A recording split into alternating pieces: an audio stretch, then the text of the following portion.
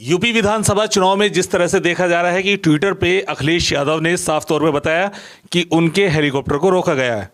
बहरहाल उसके बाद काफ़ी मशक्क़तों के बाद वो मुजफ्फरनगर कूच कर गए और वहाँ पर उन्होंने प्रेस वार्ता में भी बातचीत की है। उन्होंने साफ तौर से पत्रकारों को बताया कि किस तरीके के वहाँ पर माहौल बन गया था, सारी चीज़ें सामने आई। कल गाजियाबाद में उनका आगमन होगा, वो भी हम कवरेज आपको दिखाएंगे। लेकिन उससे पहले मुरादनगर विधानसभा सीट पर लगातार हम प्रत्याशियों से बातचीत करते रहे। इस वक्त प्राइम 80 न्यूज़ की टीम से मैं जो हमारी टीम है वो आ चुकी है और आपको पीछे जो है प्रोग्राम चल रहा है। उत्तर प्रदेश में 2022 में विधानसभा यानी कि मुख्यमंत्री कौन बनेगा उसके लिए हमने प्रोग्राम चालू किया है। अब जनता की भी राय जाननी बहुत ज़रूरी है क्योंकि प्रत्याशियों से हम बातचीत करते हैं। सभी प्रत्याशियों ने बता दिया है कि वो अपनी जीत सुनिश्चित कर रहे हैं, वोटों का वोट बैंक अपना बता रहे हैं कि किस तरीके से कौन कौन सी जाति उन्हें समर्थन कर रही है।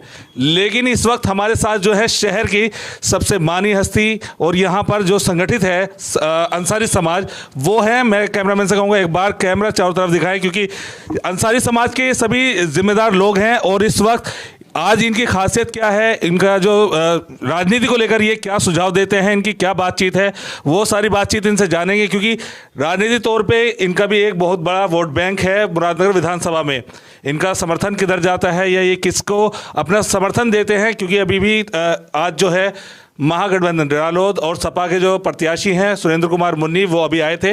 उनका बहुत अच्छा प्रोग्राम इन्होंने किया था, काफ़ी तादाद में लोग हो गए थे लेकिन रोक नहीं पाए। शायद अंसारी समाज ने बढ़ चढ़ के उसमें हिस्सा दिया।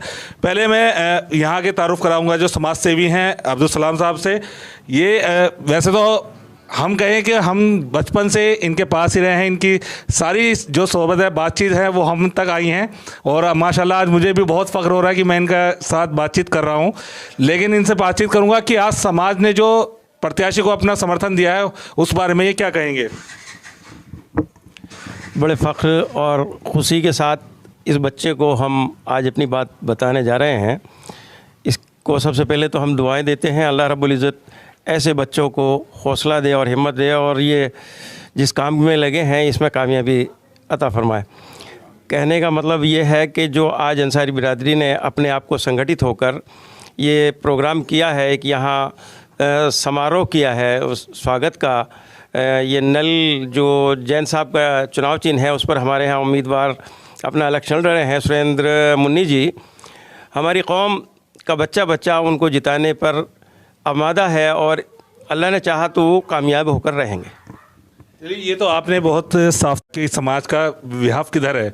मैं आपसे जानना चाहूँगा क्या लगता है कि समाज जो है एकत्रित आज पहली बार एक मंच पे ऐसा लगा है, क्या लगता है कि पूरा समाज इस महागठबंधन को वोट देगा?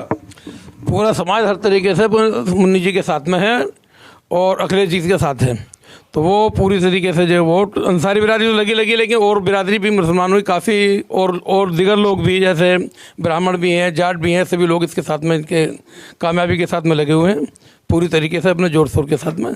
और इंशाल्लाह उम्मीद है कि अल्लाह की तरफ से उम्मीद है कि अखिलेश जी की सरकार बनेगी।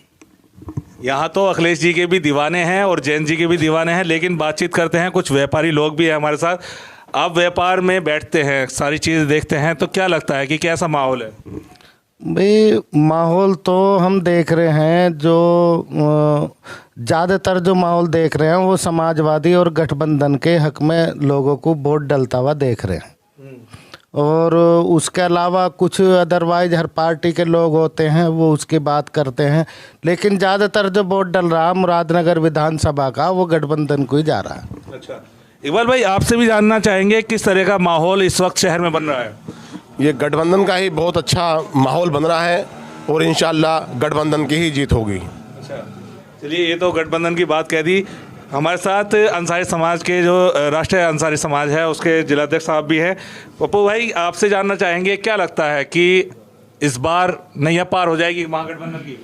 इंशाल्लाह, और ये कामयाबी केवल इसीलिए नहीं है कि अंसारी समाज जुड़ा था, बल्कि मैं तो कहूँगा कि सर्व समाज जैन चौधरी और अखिलेश चौधरी के साथ है। और इतनी परेशानी गरीबों ने और मजदूरों ने भुगती है, उस परेशानी को दूर करने के लिए एक ही रास्ता दिखाई दे रहा है कि अखिलेश जी को मुख्यमंत्री बनाएं और अपने मुरादनगर विधानसभा से मुन्नी पंडित जी को वोट देकर कामयाबी दिलाएं। चलिए, ये तो बिल्कुल साफ तौर पे अब इन लोगों से तो बातचीत कर ली, लेकिन युवाओं की भी राय जानना बहुत ज़रूरी है। रिजवान भाई, आपसे जानना चाहेंगे, क्या लगता है, कैसा माहौल है युवाओं को देखने में, क्या लग रहा है? सर, युवाओं तो हमारे जो बड़े बुजुर्ग हैं, हम तो उनके पीछे हैं। उन्होंने हाथ रख दिया हमारे ऊपर। उन्होंने जो सुरेंद्र मुन्नी जी को जो समर्थन दिया है, आश्वासन दिया है, हम एक एक घर घर में जाकर मुन्नी जी को और जयंत चौधरी जी को और अखिलेश जी के साथ है, और घर घर जाकर नल के निशान पर वोट डलवाने की पूरी कोशिश करें।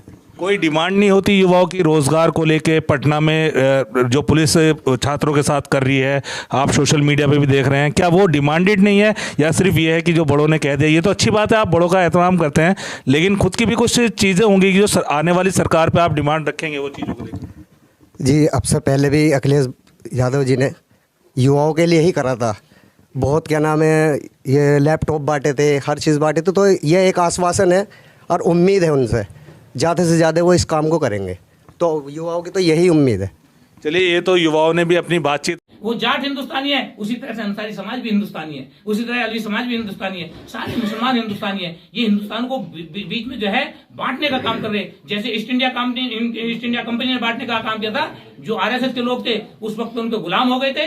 वीर सावरकर का देख लो, और उस वक्त अटल बिहारी वाजपेयी, जो हम मानते थे बहुत अच्छे नेता हैं, उन्होंने उनकी गवाही दी थी कि इसमें जो इन्होंने आंदोलन किया था, उस आंदोलन के कौन कौन लोग थे, उनके नाम बताए थे। ये मैं ऑन रिकॉर्ड आपको बात कर रहा हूं। और आप ये जाके देखिए इंडिया गेट पे कितने शहीदों के नाम है। उसमें आपको बता दूं कि 70% मुसलमानों की कुर्बानियों के नाम लिखे हुए वहां।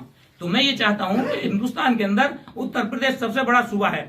इस सूबे के अंदर ऐसी सरकार बने कि हिंदू और भाई मुसलमान आपस में मोहब्बत के साथ रहें, आपस में बिजनेस इनके बढ़ें, आपस में इनके व्यापार बढ़ें, तो इनके बच्चों के अंदर खुशहाली होगी, चिकित्सा होगी और सुरक्षा होगी। अभी हमारे राष्ट्रीय अध्यक्ष जी ने समाजवादी पार्टी के मैनिफेस्टो में 300 यूनिट बिजली फ्री देने का काम किया है। हर गरीब आदमी को दी जाएगी। जिस गरीब आदमी के यहाँ 300 यूनिट में नहीं 200 यूनिट भी ठुक रही है, उसको आप लगाइए। 9 रुपए की यूनिट है योगी सरकार के उसमें जमाने में, और जब हमारी सरकार थी उस वक्त 4 रुपए 90 पैसे भी थी, 4 रुपए 10 पैसे थी। आप ये देखिए, 2700 रुपए महीना जिसका जा रहा है वो बचाया जाएगा, तो एक साल में कितना पैसा बचेगा। अब ये काम है जन सेवा के। जन सेवा इनका काम नहीं, इनका काम तो सिर्फ और सिर्फ आपस में बंटवारे का काम है। और मेरी जहां तक भी मेरी आवाज पहुंच रही है, मैं एक बात कहना चाहता हूँ कि अखिलेश यादव ने ऐसे काम